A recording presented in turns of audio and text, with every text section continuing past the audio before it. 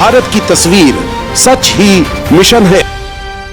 नमस्कार, भारत की तस्वीर में आपका स्वागत है। भारत की तस्वीर में हम महाराष्ट्र के थाने में हैं और हमारे साथ वरिष्ठ पत्रकार अनिल थत्ते सर हैं। अब हम इनसे सवाल करेंगे राहुल गांधी को लेकर। देखिए, राहुल गांधी एक बड़ा चेहरा कांग्रेस का, जाहिर सी बात है, इनकी दादी प्रधानमंत्री थे, पिताजी प्रधानमंत्री थे, दादी के पिताजी प्रधानमंत्री थे देश के पहले, एक बड़ा औरा है। और कांग्रेस की राजनीति राहुल गांधी या गांधी परिवार के करीब गुजरती है। सर, क्या कहेंगे, भारत जोड़ो यात्रा कर रहे राहुल गांधी जी, क्या लग रहा है कि कांग्रेस में क्या चल रहा है राहुल गांधी को लेकर? सर, ऐसा है कि द्विजय ऐसा एक शब्द है। ब्राह्मण जो होता है उसको द्विज बोलते हैं। वो क्यों बोलते हैं कि उसका जो मौंजी बंधन, क्या बोलते हैं आप उसको, मुंज बोलते हैं हम लोग मराठी में उसको, वो जनुआ डालने का जो उपनयन संस्कार, हाँ, उपनयन संस्कार। बोलते हैं।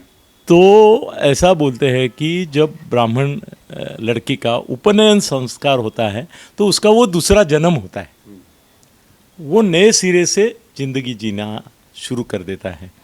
पक्षी को भी द्विज बोलते हैं क्योंकि एक बार वो अंडे में रहता है, फिर बाहर आके एक पंछी बन जाता है।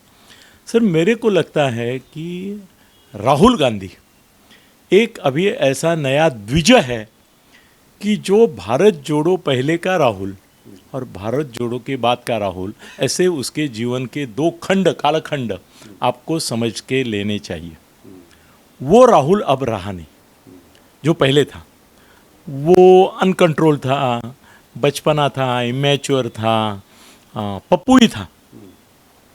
अभी ये जो नया राहुल बना है वो पप्पू नहीं है। इनकी दाढ़ी भी बड़ी मैच्योर टाइप की दिख रही है। वो तो कल निकाल देंगे। अच्छा, कल निकाल देंगे। दाढ़ी आज है करके कल रहेगी, ऐसा नहीं। ऐसा लगा कि मोदी जी की तरह दाढ़ी रखने का प्रयास है। नहीं सर, एक याद रखो कि जब आप कहीं चलने पर निकलते हैं ना, तो रोज़ सुबह उठ के वो दाढ़ी बनाना, ये बनाना एक चक्कर रहता है। और दूसरी बात ये रहती है कि हमारे समाज में सर दाढ़ी, विशेषतः सफ़ेद दाढ़ी के प्रति लोगों के मन में आदर भावना तुरंत जाग जाती है। मैं अगर साफ चट करके पब्लिक के सामने बैठूं तो मुझे कोई योगी या कोई भविष्य बोलने वाला या ये करके स्वीकार नहीं करेंगे। वही मैं थोड़ा सा दाढ़ी बीड़ी रख लेता हूं, उसमें थोड़े सफ़ेद बाल भी होते हैं, तो लोग तुरंत मुझे एक्सेप्ट करते हैं। वो अपने समाज की भावना है। अपना कोई ऋषि आपने ये देखा नहीं होगा कि बिना दाढ़ी और इसके हैं। तो मतलब राहुल गांधी अब राजनीति के ऋषि होंगे। उनका एक मार्गदर्शन, जो चेहरा है, अब बदला हुआ रहेगा। नहीं, अभी उनका दिशा देंगे। व्यक्तिमत्व भी बदला है। कांग्रेस को भी एक दिशा दे पाएंगे। व्यक्तिमत्व ही बदला है उनका पूरा। वो अभी पहले कैसे है, वो बचपना करते थे, उधर भाषण करते थे, आँख मारते थे, फिर मोदी के गले जाके पड़ते थे, बच्ची बच्ची बातें करते थे। वो राहुल अब नहीं है। ऐसा होता है। गंभीरता की तरफ आ गए। गंभीरता की तरफ है, सिंसियर है, सीरियस है। तो फिर ये तमाम राज्यों में चुनाव हो रहा, राहुल गांधी पूरा फोकस नहीं कर पा रहे। सर, उनको मालूम है कि मेरे जाने से फर्क नहीं पड़ेगा, वो रियलिस्टिक है। लेकिन सर नहीं, मैं अगर गुजरात में जाता हूँ और 10 सभाएं लेता हूँ तो कम से कम मेरे इतने तो लोग आने चाहिए जितने पिछली बार आए। क्या आपको वो नहीं तो लगता? नहीं आएंगे। सर, भारत जोड़ो यात्रा कर रहे हैं, उनकी छवि बदल रही है, चेहरा बदल रहा है। सर, मगर तो अगर असर नहीं होगा। नहीं, अगर गुजरात में आके बोलें तो क्यों नहीं? कुछ लोग तो आएंगे कि देखिए हम गांधी जी बड़ा सीरियस हो गए। नहीं होगा सर, नहीं होगा।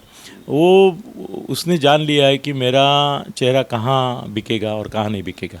कहाँ बिकेगा? क्या बनेंगे अब? कांग्रेस को क्या दिशा देंगे? सर, कैसे है ना कि देश भर में मोदी का कोई व्यक्ति विकल्प ही नहीं बन रहा है। ना ममता बन रही है, ना तुम्हारा चंद्रबाबू तो अभी खत्म हो गया, ना पवार बन रहे हैं, ना दूर तक नहीं दिख रहा है सर। ना स्टालिन, अखिलेश यादव तो यूपी में उलझ गए हैं। तेलंगाना वाला वो चंद्रशेखर राव, वो भी नहीं बन रहा है। मतलब कोई है ही नहीं कि जो पर है। नीतीश कुमार सोचते थे मगर वो भी अभी पीछे हट गए। मुझे तो लग रहा है राहुल तो है, केजरीवाल कुछ दिख रहे हैं सर। केजरीवाल की मर्यादा सर गुजरात में स्पष्ट हो जाएगी। अगर गुजरात में उनके 5 या 10 ही आते हैं और गोवा में तो 0 आ गए, गोवा में कुछ आया नहीं उनका, तो वो कट्टू साइज हो जाएगा। फिर वो दिल्ली और पंजाब तक सीमित रहेगा, उसका नेशनल पर्सपेक्टिव नहीं बनेगा। वो अगर गुजरात में 25 से ज़्यादा सीटें लेता था तो उसका करिश्मा बनता था कि भाई 25 गुजरात जैसे दूर बिल्कुल सही बात है, वो भी मोदी जी का। तो आप ये कहना है कि राहुल गांधी के बारे में एक सवाल मेरे मन में आता है कि कहीं ऐसा तो नहीं कि राहुल गांधी को बहुत ज़्यादा एक्सप्लोर कर दिया गया, जैसे कि गांधी परिवार का था एक समय पर, राजीव गांधी प्रधानमंत्री बन गए, या जो मौका मिलना चाहिए था, कहीं नहीं लगता कि राहुल गांधी कहीं ज़्यादा एकदम से बेनकाब कर दिया विरोधियों ने कि रे राहुल गांधी पप्पू है? सर कैसे है ना, आप अभी राहुल के बारे में बोल रहे हैं, आप अगर 92 के गोधरा दंगल से लेके पंतप्रधान पद का चुनाव लड़ने तक मोदी का इतिहास अगर देखेंगे तो ऐसे ये कुछ नहीं है, ये कुछ है नहीं। मोदी को एक हत्यारा, गुनहगार, मौत का सौदागर, ये सोनिया ये गांधी। सब वीजा ये तक सब नहीं मिलता उसका था। इमेज ऐसा करके रखा कि ये कंस की औलाद है, राक्षस की औलाद है, ये तो लोगों को मारने पे तुला हुआ है, हजारों लोगों को इसने मारा है। उससे निकलकर अगर मोदी बाहर आ सकता है और देश का परमात्मा बन सकता है, बना के नहीं बना, वो पीछे छोड़ के आए ना मोदी। बहुत पीछे छोड़ा उन्होंने। पंतप्रधान बनने के बाद अब उनके गुजरात का जो समय था, जिसमें उनको और शाह को तो अंदर डाला ही था, और मोदी को भी अंदर डालने की कोशिश की थी, योजना थी, लेकिन योजना थी, उनको कुछ भी कर सकते थे वो, मतलब उनको जन्मठेप नहीं, फांसी की शिक्षा तक दे सकते थे, यहाँ तक गए थे वो यूपीए वाले। लेकिन कितनी अजीब बात है, पूरी कोशिश कर लिया विपक्ष ने, लेकिन मोदी को नहीं कर पाए अंदर। सर वही, अगर वो कर देते तो शायद मोदी जी आज इतना बड़ा नाम नहीं होते। सर वही होता है, एक डेस्टिनी नाम की ऊपर चीज़ है, वो सबसे ऊपर है, और वो ऐसे विचित्र खेल खेलती है कि कभी राजा को रंक और रंक को राजा बना देती है। भाई इंदिरा गांधी जब 77 में पराभूत हुई तो खुद हार गई इंदिरा गांधी, वो भी राजनारायण से, और वही इंदिरा गांधी 1980 में इतनी उभर कर आई कि देश की पंतप्रधान बन गई। उसके पहले भी बांग्लादेश वॉर उसने जीता 72 का, और इतने वोट से वो जीत के आई कि कोई सोच भी नहीं सकता कि उसके खिलाफ आंदोलन होगा और उसको इमरजेंसी लगानी पड़ेगी, फिर भी ये वो भी हो गया। वैसे ही मोदी का जीवन बदला, तो मोदी का अगर जीवन बदलता है और नई इमेज उसको प्राप्त होती है, तो क्यों ये नहीं सोचते कि राहुल को भी होगी? तो राहुल का होना चाहिए, हो गई आप कह रहे हैं। तो राहुल गांधी के जो तमाम साथी हैं वो छोड़ के चले जा रहे हैं, बहुत सारे आरोप लगते हैं, बड़े बड़े नेता चले गए। गुलाम नबी आज़ाद देखिए 40 साल संगठन में थे, महासचिव थे, राज्यसभा में विपक्ष के नेता, बड़े बड़े पदों पे रहे हैं, प्रभारी रैंक भाई उनके औरा रहा है। और भी तमाम, ज्योतिरादित्य सिंधिया इतना बड़ा था, सचिन पायलट का नाम आता है कि अशोक गहलोत से चलता रहता है। कहीं ना कहीं ऐसा नहीं लगता कि राहुल गांधी कुछ तानाशाही टाइप का निर्णय लेते हैं, इसलिए भी लोग नाराज हो जाते हैं? ऐसा आरोप लगता है। किसी आप नहीं लगेगा? किसी भी पार्टी का नेता तानाशाह अगर नहीं है तो पार्टी नहीं चलेगी। बाला साहब तानाशाह थे कि नहीं? थे कि नहीं? देखिए उनकी पार्टी में बाला साहब ठाकरे की जो पार्टी थी सर, शरद पवार है कि नहीं? नहीं, मैं वही बता रहा हूँ, शरद पवार, बाला साहब, ये इंदिरा गांधी थी कि नहीं? तो ये लोग व्यक्तिवादी पार्टियां हैं, क्योंकि इंदिरा परिवार गांधी व्यक्तिवादी पार्टी थी क्या? नहीं, कांग्रेस थी। उस समय कांग्रेस, लेकिन इंदिरा गांधी का औरा बन गया सर। अरे सोनिया गांधी भी दादागिरी करती थी, दादागिरी करती थी, तो वो कहाँ थी? लेकिन वो कहाँ पब्लिक लेकिन बीजेपी में अभी भी बोला जाता है कौन आदि प्रधानमंत्री बन जाएगा मालूम नहीं, किसको अध्यक्ष बना देंगे मालूम नहीं। वो कांग्रेस के अंदर नहीं है, वो एनसीपी के अंदर नहीं है, कांग्रेस के अंदर नहीं है। क्या बात कर रहे हैं? ये तो एक आपको मालूम था खड़गे बनेगा? ये तो एक सर खड़गे दलित बनेगा ऐसा आपने ख्वाब में भी सोचा था? नहीं, कभी नहीं सोचा था, लेकिन वो बना। वो क्यों बना? सोनिया ने सोचा करके वो बना। उसको इतना ऐसा ऐसा एक नंदी बैल चाहिए था, लेकिन जो डुगु डुगु डुगु करेगा, हाँ। करके उसको बनाया। ये बिल्कुल सही कहा आपने, क्योंकि खड़गे जी का जब नाम आया तो शशि थरूर जैसा काबिल आदमी वो समझ गया। सर समझो, काबिल होना, लोकप्रिय होना, पॉपुलर होना, ये अलग अलग चीज़ें हैं। हमारे यहाँ ऐसा मैंने देखा है कि जो काबिल लोग हैं वो अक्सर चुनाव हारते हैं, कि वो काबिल होते हैं मगर लोगों में उनका कोई टच नहीं रहता। तो मल्लिकार्जुन खड़गे जी को क्या इतनी आज़ादी मिलेगी क्या? आप वो चाहता ही नहीं है। खड़गे क्या आज़ादी चाहता है? क्योंकि 20 साल के बाद चुनाव हुआ है सर। खड़गे तो ये चाहता है कि मुझे कुर्सी पे बिठा के रहो, मेरी आरती उतारते रहो। माता जी की आरती उतारेंगे तो उसके साथ उसको अगर 21 मोदक दे रहे तो चूहे को खोपरा गुड़ खोपरा देते हैं, वैसा मेरे को भी कुछ देते रहो। तो वही सर, तो ये तो वही पार्टी हो गई जो उद्धव ठाकरे, रश्मि ठाकरे जी और आदित्य ठाकरे जी वाली बात हो रही सभी थी। पार्टी ऐसी है। अखिलेश की पार्टी में क्या वो तो और हालत खराब है सर अखिलेश की। कोई भी पार्टी का अपने, ममता का क्या है? ममता क्या की स्वातंत्र पार्टी देती है? जी। सो करते करते आप तो सभी के ऊपर एग्री हो गए कि सबकी पार्टी डेमोक्रेटिक है ही नहीं होती। और सर डेमोक्रेसी से कोई पार्टी चलेगी नहीं। हुकुमशाह तानाशाह ही अध्यक्ष को होना। सर घर में कुटुंब प्रमुख हमारे सालों साल नहीं, पुख्तों से हमने देखा है कि हमारा बाप जो रहता था वो बाप रहता था। ये परंपरा है, भारतीय परंपरा है, भारतीय मानसिकता ये है कि कुटुंब में एक आदमी की चलेगी। तो राहुल गांधी की चलेगी क्या? बाप बन पाएंगे? जो एक छवि बननी चाहिए, सर अभी देखो, क्योंकि देश के लिए बहुत जरूरी है एक बड़ा अभी नेता। अभी उनकी एक बड़ी हार होगी 24 में, बहुत बड़ी हार होगी। मतलब ऐसा हो जाएगा कि भाई कांग्रेस अभी जो है उससे भी थोड़ी सिमट कर रह जाएगी और प्रादेशिक पक्ष जो है उनके लोग आ जाएंगे। मगर मैं देख रहा हूँ उसके बाद का चुनाव 24, 29 और 9, 5, 14, 34 का चुनाव, मैं राहुल के लिए, और उसकी उम्र 50 है ना अभी, सर तो आपकी बात सही है। तो 65 तक साल 50 का हो के जाएगा, 10 साल काम सर करेगा। आपको एक चीज़ बता रहा हूँ, मैं जो घूम रहा हूँ समझ पा रहा हूँ, 50 से कम योगी आदित्यनाथ हैं। मोदी के जाने के बाद मुझे तो लग रहा है, आप भी सम्मत होंगे कि अमित शाह तो एक हैं, लेकिन योगी का जो ऑरा बन रहा है इस समय, कहीं ऐसा ना हो हिंदुत्व को लेके योगी जी मोदी के बाद वो रिप्लेसमेंट हो, राहुल गांधी को वो मौका ना मिले, क्योंकि जनमानस तो यही चाह रहा है। बाहुल्य जो कार्य हो रहे हैं या हिंदू राजनीति हो रही है उसमें तो योगी जी का कद बढ़ रहा है। तो राहुल गांधी के लिए क्या जगह बचेगा? तो उस समय तो और दयनीय स्थिति हो सकती है सर क्योंकि देखिए योगी काम करने वाले नेता हैं, बहुत मेहनती है, बराबर, ये कहा जाता है ईमानदार नेता हैं, ये बात भी स्पष्ट है। सर सुनो, ये हिंदू हिंदू की हम बात करते हैं ना, तो हिंदुत्व के लिए एक मर्यादित स्कोप है। देखो दलित जो है, हमारे बौद्ध बंधु जो है, वो खुद को हिंदू नहीं मानते। मानते हैं? नहीं मानते। नहीं मानते, तभी तो उन्होंने तो अभी तो दिल्ली आंदोलन में- शुरू किया, नहीं आंदोलन शुरू किया है कि ये घर में कोई ये मत रखो। वो दिल्ली में हुआ, आप पार्टी के विधायक सर आदिवासी अपने को हिंदू मानते हैं, जितने भी आदिवासी नेता हैं वो बोलते हैं हम हिंदू नहीं हैं। वो तो ईसाई धर्म ले रहे हैं। नहीं नहीं नहीं, नहीं, नहीं वो बातों में मत जाना। अच्छा, वो कुछ एक आधा % रहेगा तो वो, मगर वो बोलते हैं हम आदिम जमाती के लोग हैं, हमारा नैसर्ग का धर्म है, प्राचीन हम ये प्राचीन धर्म है, हम ये इसको नहीं मानते। मुसलमान तो है नहीं, क्रिश्चियन है नहीं, पारसी है नहीं। सर अपने देश में हिंदू मेजॉरिटी में है, मगर वो 65% है तो 35% दूसरे भी है। वो 65% एक साथ जुड़ने की संभावना नहीं है, क्योंकि अलग अलग पार्टियों में वे बिखरे रहेंगे ही।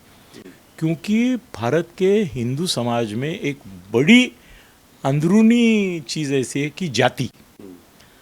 सर हिंदू करके वोट होने से ज़्यादा जाति के लिए वोट आज भी हो रहा है, ये आप मान्य करेंगे? उत्तर प्रदेश में आपने देखा होगा। बिल्कुल बिल्कुल जात की राजनीति। तो अगर जाति की राजनीति पावरफुल होती है तो हिंदुत्व की राजनीति को सेटबैक बैठने वाला है।